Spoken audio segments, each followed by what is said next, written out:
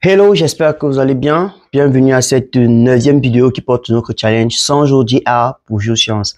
Alors, pour ceux qui sont avec nous depuis le départ, n'hésitez pas à continuer à nous encourager en cliquant sur la cloche de notification, en vous abonnant sur cette page et en likant toutes nos publications pour que l'algorithme YouTube et Facebook continuent à recommander notre contenu à d'autres personnes et ainsi nous permettre de faire grandir la communauté et d'avoir beaucoup d'autres personnes qui, comme vous, souhaiteraient augmenter leur performance en termes de machine learning, en termes d'intelligence artificielle orientée pour la géoscience.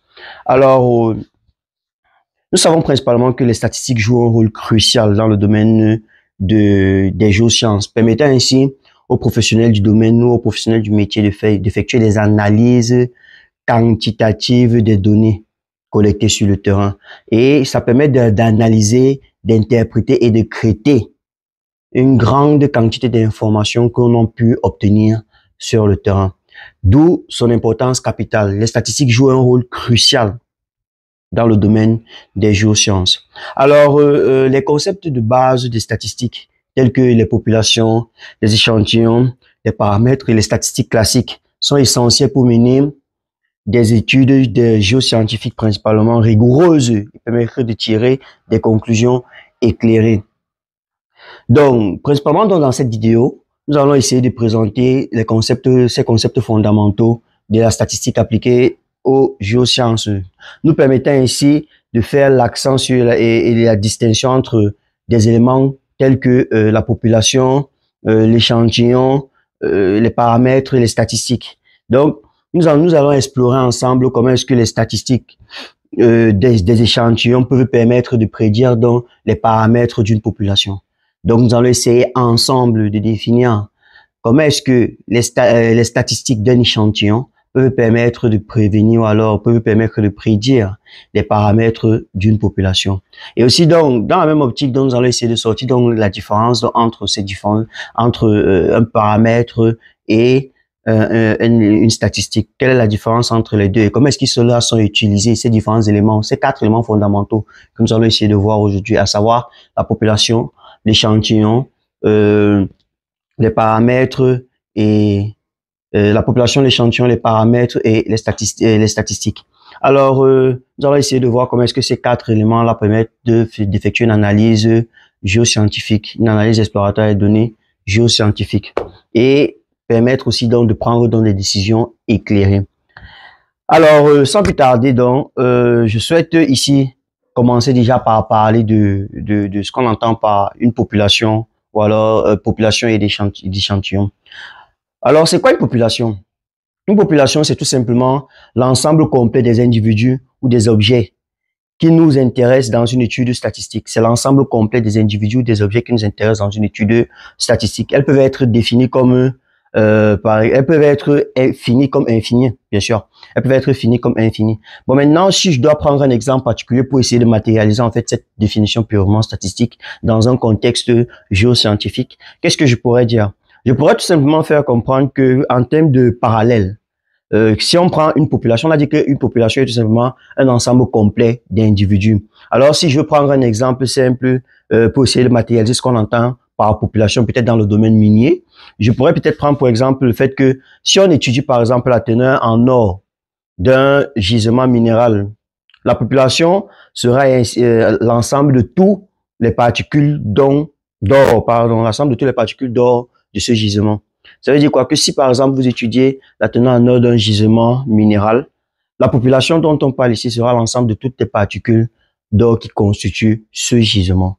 Je ne sais pas si on se comprend très bien. Et là, ça va nous permettre de faire une nuance entre la population et l'échantillon. Alors, c'est quoi un échantillon? Un échantillon, c'est tout simplement l'ensemble des populations sélectionnées. En fait, c'est un sous-ensemble d'une grande population sélectionnée pour représenter la population elle-même. Sélectionnée pour représenter la population dans son ensemble. Ça veut dire quoi? Que on arrive dans une population de façon générale et on sélectionne donc un sous-ensemble de cette population-là. Et ce sous-ensemble-là, donc c'est ça qui représente l'échantillon. Et comme on dit souvent chez nous, chez les géologues, l'échantillon doit être représentatif. Alors, la représentativité de l'échantillon ou alors la représentativité de la population doit être observée sur l'échantillon que vous allez récupérer. Donc, ça veut dire que si on prend un échantillon, les caractéristiques qui appartiennent à cet échantillon-là doivent être les mêmes caractéristiques qui sont celles de la population de façon générale. Alors, comme exemple, si nous pouvons par exemple faire une estimation de la teneur moyenne en or du gisement, nous pouvons collecter un échantillon par exemple de carottes de fourrage et analyser donc les teneurs en or de cette carotte. Par exemple, donc, quand on arrive sur le terrain, on prélève une carotte à un endroit spécifique, sur un gisement en particulier. Maintenant, la carotte que l'on prélève là, c'est ce qu'on appelle l'échantillon. Et maintenant, généralement, donc, cet échantillon, on doit s'arranger à ce que lorsqu'on fait cet échantillonnage-là, il doit être représentatif du gisement que nous sommes en train d'étudier.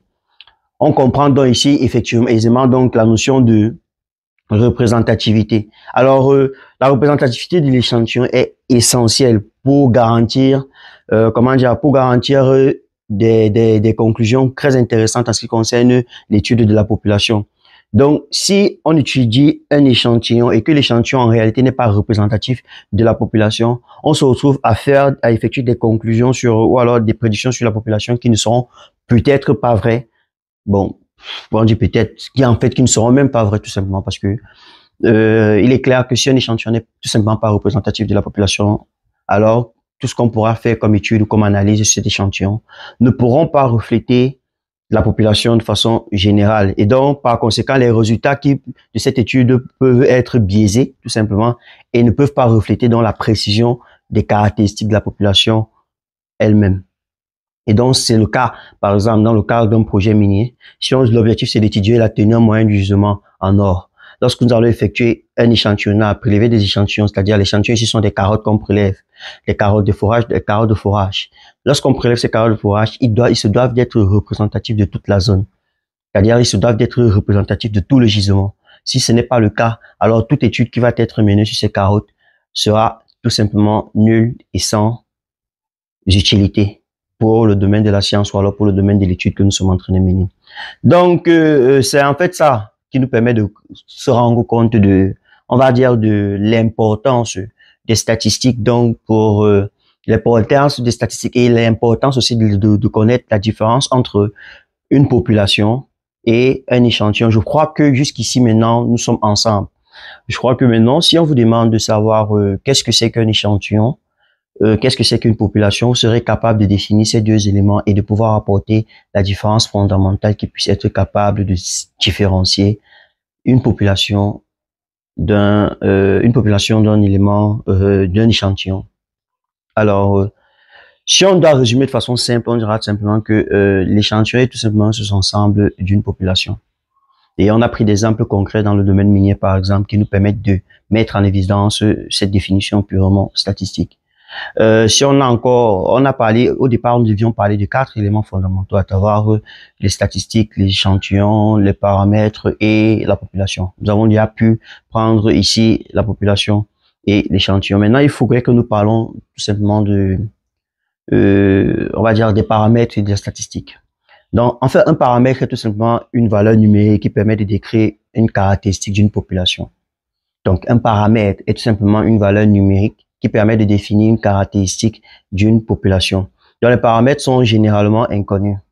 Donc, ils doivent être estimés à partir des données d'échantillons. Les paramètres sont généralement inconnus. Ils doivent être estimés, par exemple, ou exprimés à partir des données d'échantillons. Donc, par exemple, si je prends le cas de la teneur moyenne en or d'un gisement minéral est un paramètre. L'objectif, c'est de déterminer la teneur moyenne d'un gisement en or, la teneur moyenne en or, par exemple, d'un gisement. Ça, c'est un paramètre.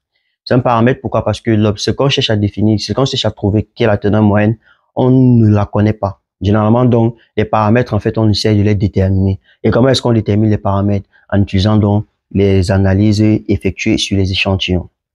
Il faut comprendre cela. Alors, si on va dire, parlant des paramètres et des statistiques.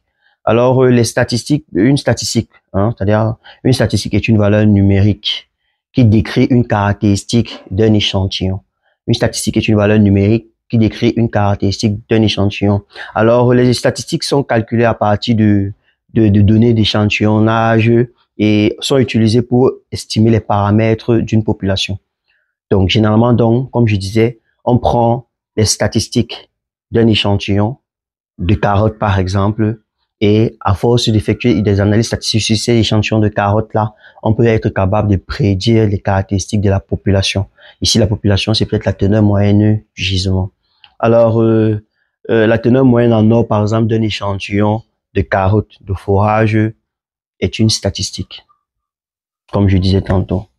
Maintenant, si on vous demande quelle est la différence fondamentale entre un paramètre et une statistique, c'est tout simplement le fait que, on va dire qu'une statistique est que, la différence entre le paramètre et une statistique est que le paramètre décrit la population, tandis que les statistiques décrivent l'échantillon. Un paramètre décrit une population, tandis que les statistiques décrivent l'échantillon, tout simplement.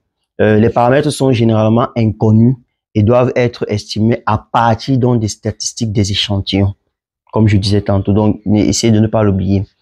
Si on a quelques exemples pratiques que je pourrais peut-être illustrer ici, on peut prendre par exemple comme élément comme ce qu'on venait de citer, hein. On va dire quoi, par exemple la teneur moyenne en or. La teneur moyenne en or d'un gisement minéral, ça c'est un paramètre parce que c'est la population. Et les statistiques ici sont la teneur moyenne en or d'un gisement de carottes de forage, les carottes de forage. C'est-à-dire que si tu prends la teneur, par exemple la teneur, parce que généralement lorsqu'on effectue une régulation, pour essayer de déterminer une teneur moyenne au niveau des carottes, c'est l'ensemble de cette teneur moyenne-là qui permet de déterminer la teneur moyenne en or, le gisement en particulier. Et donc, il y a plusieurs exemples comme ça que vous pouvez être à mesure de prendre et de pouvoir avoir des résultats concrets. Donc, toujours dans la même optique, si on parle, comment est-ce qu'on peut, à base on va dire comment, des calculs statistiques, de pouvoir faire une estimation des paramètres. Donc, les paramètres d'une population peuvent être estimés à partir des statistiques des échantillons en utilisant donc des méthodes statistiques. Une des méthodes les plus courantes, c'est généralement donc les intervalles de confiance. Ça veut dire quoi, que on peut utiliser donc des intervalles de confiance, ou alors une plage d'intervalles de confiance pour construire, c'est-à-dire une plage d'intervalles de confiance peut être construit, par exemple, lors d'une étude statistique d'échantillonnage pour permettre de définir. Généralement, les intervalles de confiance permettent de définir ce qu'on entend par, on va dire ça comment, une marge, on va dire, une marge d'erreur, effectivement. Les intervalles statistiques, lorsque vous les avez, l'intervalle de confiance, en fait, lorsque vous effectuez des intervalles de confiance sur des échantillons statistiques, cela vous permet de définir donc ce qu'on entend par une marge d'erreur.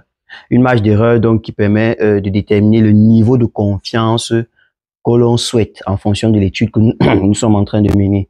Alors, si par exemple, nous voulons faire l'estimation de la teneur moyenne en or d'un gisement minéral avec un niveau de confiance peut-être à 95%, nous pouvons, dans une certaine mesure, si on place le degré de confiance à 95%, nous pouvons utiliser la teneur moyenne, n'est-ce pas? La teneur moyenne, par exemple, pour de notre échantillon, la teneur moyenne en or de notre échantillon de carottes de forage pour déterminer, c'est-à-dire une marge d'erreur qu'on nous avons nous-mêmes construit, déterminer une marge d'erreur qui nous donnera dans une plage de valeur qui soit susceptible de contenir la teneur moyenne en or réel du gisement. Donc, de façon simple, c'est ça. Ça veut dire quoi, que vous reprenez, par exemple, vous êtes en train d'effectuer des statistiques sur des carottes. Donc, forcément, donc, après ces statistiques-là, vous devez fixer un degré de confiance qui vous permet d'établir de façon plus ou moins simple une marge d'erreur, une plage d'erreur qui permet d'évaluer, en fait, le degré de confiance de votre teneur moyenne. Si par exemple vous trouvez la teneur moyenne de votre gisement à 1,2, l'intervalle de confiance à 95% doit nous permettre de déterminer une plage d'erreur de plus ou moins 2 grammes. Si par exemple vos reteneurs en or c'est 1 gramme par tonne, que l'intervalle de confiance permet de faire peut-être 1,1 gramme par tonne, plus ou moins 0,02 grammes par tonne. Donc, ça veut dire qu'on peut aller à plus ou moins cet intervalle ou cette plage d'erreur là. Ça, c'est une information à prendre en compte parce que les intervalles de confiance sont beaucoup utilisés dans le domaine des géosciences. Donc, nous aurons l'occasion. Principalement, donc, vous allez voir, dans la prochaine vidéo, nous allons revenir, par exemple, dans la prochaine vidéo que nous allons faire demain, nous allons revenir sur les statistiques c'est-à-dire les statistiques et les types de variables. Et là, nous allons un peu pratiquer une analyse exploratoire de données sur quelques variables et voir un peu le comportement et quels sont les outils peut-être qui peuvent être utilisés, hormis les statistiques descriptives, les statistiques graphiques, quels sont les outils que nous pouvons employer et dans une certaine mesure dont ces statistiques-là, nous allons donc essayer de les calculer et de voir quels sont les résultats qui en découlent. Principalement, donc, en fonction de ça, quelles peuvent être les différentes hypothèses que nous pouvons énoncer. Donc, voilà de façon générale tout ce que nous avions à voir aujourd'hui. Nous avons parlé des statistiques, nous avons parlé des concepts de base des statistiques, principalement 4 éléments fondamentaux, à savoir l'échantillon, la population, les paramètres et les statistiques. Donc ici déjà, je pense que juste ici, vous devez déjà être capable de savoir quelle est la différence entre un paramètre et une statistique. Quelle est la différence entre un échantillon et une population. Si c'est le cas, ça veut dire que mon objectif a été atteint. Donc c'est bon déjà pour c'est fini pour cette vidéo.